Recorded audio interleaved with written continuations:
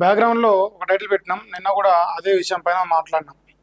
విషయం ఏంటంటే తెలంగాణ రాష్ట్రంలో రేవంత్ రెడ్డి గారు రైతు బంధు లేదంటే రైతు భరోసా పైసలు నిన్న వేసిండు. ఆ రైతు భరోసా పైసలు మళ్ళా 2 ఎకరాలకి వేసిండు. లేదంటే 2 ఎకరాలకి వేస్తాని నిన్న రిబ్బన్ కట్ చేసినట్టుగా సిస్టమ్ పట్టుకొని దాంట్లో కొట్టిండు.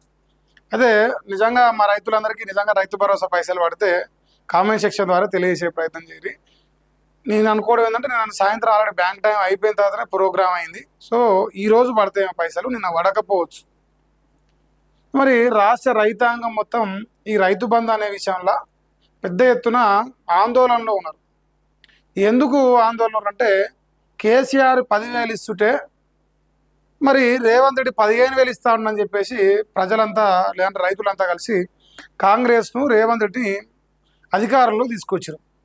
మరి అధికారం తీసుకొచ్చిన నాటి నుంచి ఈ రాష్ట్రంలో కూడా ఎక్కువగా బాధపడుతున్నట్టు వాడు రైతే. నిరుద్యోగులు ఈ ప్రభుత్వాన్ని ఏర్పాటు చేయొచ్చు కాక, నిరుద్యోగులు వెనక నుంచి నడిపించవచ్చు కాక, కానీ మేజర్గా నష్టపోతున్నది, కష్టపడుతున్నది, బాధపడుతున్నది మాత్రం రైతే.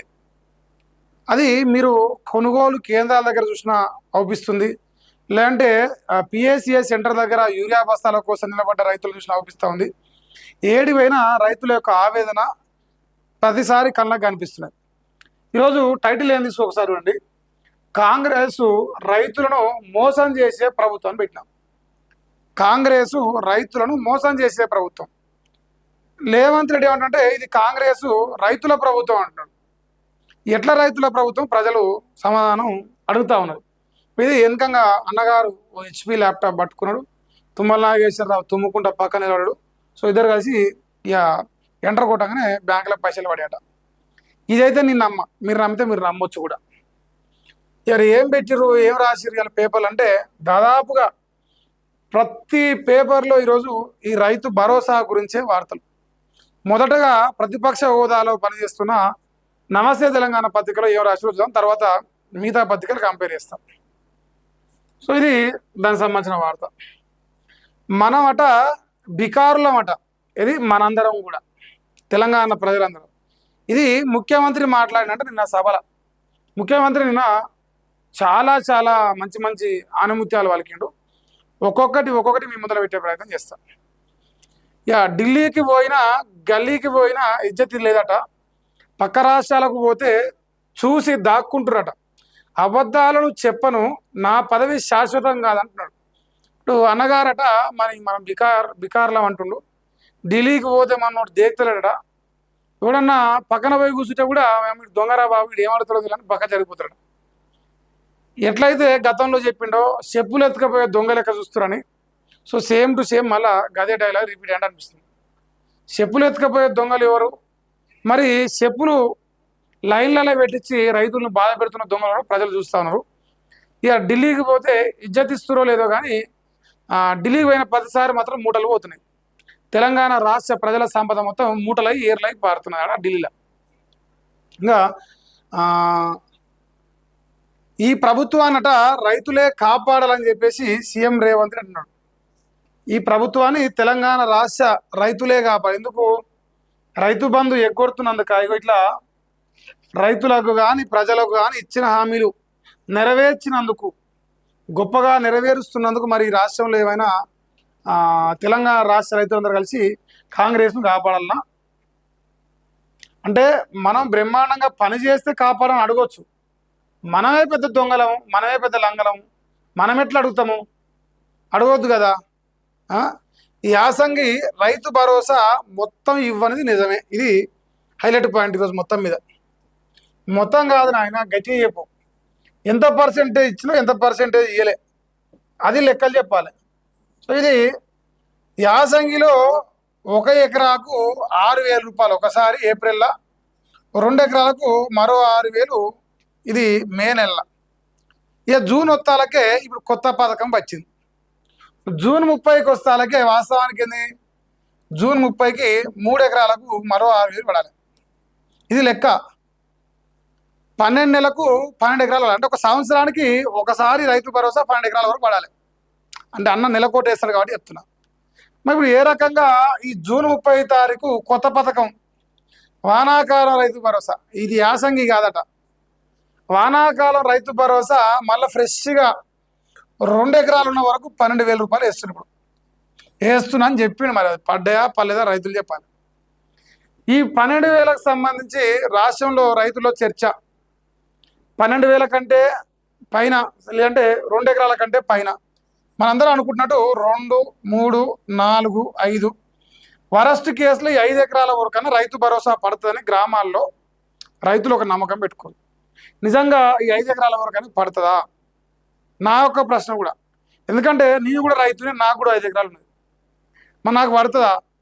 నేను రైతుల గురించి ఏం మాట్లాడాను, నా గురించి నేనే మాట్లాడుకుంటున్నా. సపోజ్ అనుకుందాం ఈ 5 ఎకరాల వరకు రైతు భరోసా పడుతున్నా, దీని రైతు భరోసానో లేదంటే రైతు బందో ఏదో ఒకటిగా పరిగణిస్తారు రైతులు. కానీ మొత్తానికే మొత్తం మళ్ళీ ఈ 2 ఎకరాల కాడికే చేసి ఈ క్లోజ్ చేస్తే మరి ఏం చేయలేము మనం. ఇక తర్వాత మనకి ఇజ్జత్ ఉండదు, మనం ఢిల్లీకి పోతే దేకరు, ఇంకేదో. మరి రైతు భరోసా ఎగ్గొచ్చినావు అని చెప్పేసి నువ్వే ఒప్పుకుంటున్నావు కదా, మరి ఎట్లా ఇది రైతు ప్రభుత్వం అని నువ్వే చెప్తావు? ఇగో ఈ సిలికన్ నవ్వుకుంటా పక్కలంగా ఓ ఇద్దరు సన్నాసనం పెట్టుకొని ముసి నవ్వునేత మాత్రాన రైతులు ఈ విషయాలు మర్చిపోతారా? ఇంకొక విషయం ఏంటంటే ఇప్పుడు సేమ్ టు సేమ్ ఇదే ఎట్లయితే 9,000 కోట్ల రూపాయలు వేస్తున్నా చెప్తుండే, ఇప్పుడు ఇదే 9,000 కోట్ల రూపాయలు యాసంగిలో కూడా వేస్తానని మాట ఇచ్చిండు. వాస్తవానికి ఈనాడు, ఆంధ్రజ్యోతి, వెలుగు పేపర్లో బ్యానర్ ఐటమ్ కూడా రాసిరు. మరి అలా ఈ 9,000 కోట్లు అయిపోక ముందుకే ఈ పథకం అయిపోయినప్పుడు రేపు ఈ 2 ఎకరాల వరకే రైతు భరోసా వేసి మరి వానాకాలం రైతు భరోసా కూడా ఖతమైందని చెప్తారు కదా. ఆ అనుమానం అయితే ప్రజల్లో రైతుల్లో ఉంటుంది కదా. దానికి తోడు రేపు మళ్ళీ యాసంగి పంట వస్తుంది. అప్పుడు ఏం చెప్తారు, వానాకాలం కూడా కొంతవరకే రైతు భరోసా ఇచ్చినాం, మొత్తం ఇదే మళ్ళా వారు మంచోరే వీరు మంచోరే అందరూ మంచోరే అంటే మీరు ఎటు పోవాలి? ఎందుకంటే మీ యొక్క వ్యవహార శైలి ఎట్లున్నది. ఇది దీనికంటే ముందు 2 సార్లు రైతు బంధు లేదంటే రైతు భరోసా ఎగ్గొచ్చారు. ఇది 3వ తేప. ఇది 3. ఒకవేళ రేపు ఎగ్గొడితే ఇది 4వ తేప.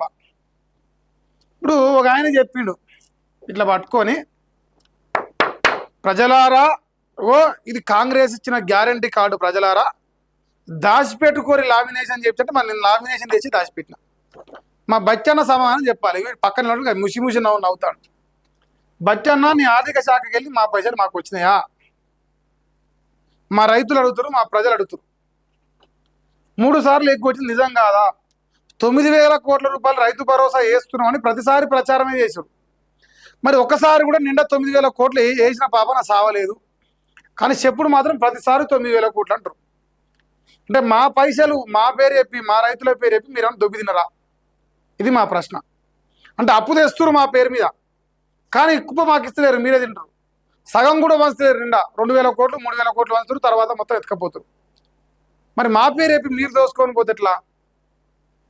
ఆయన ఒప్పుకుంటా అండి యాసంగి రైతు భరోసా మొత్తం ఇవ్వాలి నిజమే.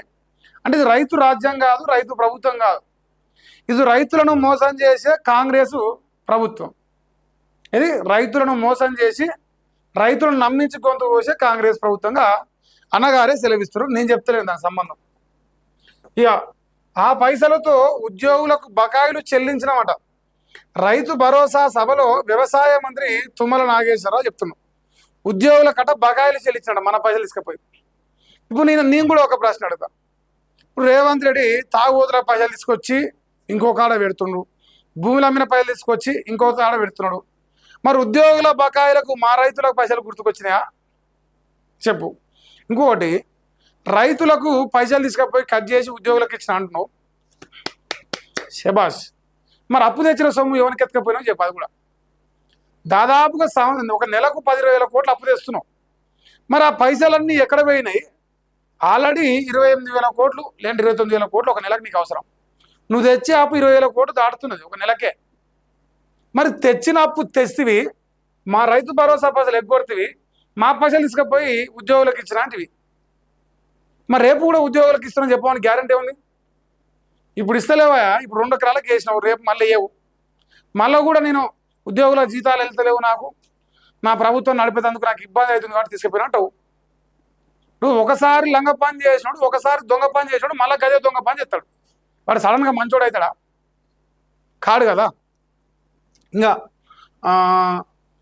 రైతు భరోసా సభలో వ్యవసాయ మంత్రి తుమ్మల నాగేశ్వరరావు ఇక ఢిల్లీకి పోతే ఇజ్జత్ లేదు, గలీకి పోతే ఇజ్జత్ లేదు, పక్క రాష్ట్రానికి పోతే ఓయమ్మో వీడు తెలంగాణోడు వీడితో మాట్లాడితే ఏం అడుగుతాడో అన్నట్టు తప్పించుకుంటున్నారు. నాకు పదవి శాశ్వతం కాదు, నేను అబద్ధాలు చెప్పా, కుల్లా ఉండాలి చెప్పిండా. ఇది ఒప్పుకుంటా. రేవంత్ రెడ్డి కుల్లా ఉంటాడు. బరాబర్గా నేను లంగనే పోయి నేను బరాబర్గా మోసమే చేస్తా. మా జూబ్లీస్ ప్యాలెస్ ఏమమ్మను, హెరిటేజ్ షేర్లు ఏమమ్మను, మీ పైసలు మీకే పెడతా.